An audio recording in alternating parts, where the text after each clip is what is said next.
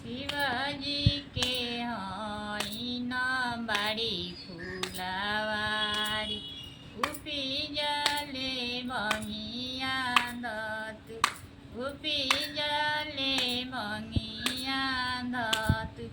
कहाँ गैली किया भैली गौरा सोहागिन भङ्गिया र गरी मोइके देश भङ्गिया र गरी मोइके देश कहाँ में पैब शिवजी सिलवट लोढा कहाँ में भङ्गिया धतु कहाँ में भङ्गिया धतु मन्दिर में पैबु गौरा सिलवट लोढा बगिया में भङ्गिया धतु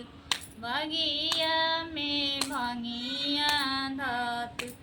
एक हाते लियली गौरा सिलवट लोढा दूसरे नयनमा ढारेलो दूसरे नयनमा ढारेलो किया तोरा गौरा हे मैया मन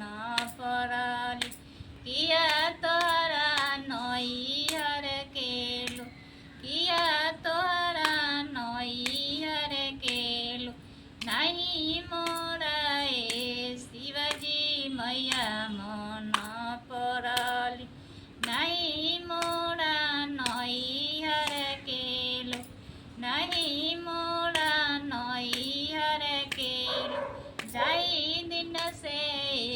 शिवजी रौरा घरे ऐन भङ्गिया र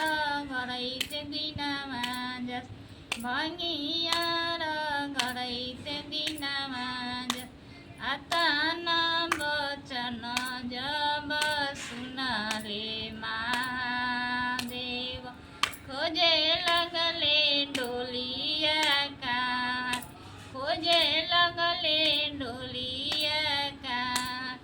लाली लाली डोलिया पर सबुजियो हरावा लागि गइले 32 कहाँ लागि गइले 32 कहाँ जाऊ जाऊ गौरा हो अपना नैहरवा भोगी आय अयोध्या के राज भोगी आय अयोध्या के राज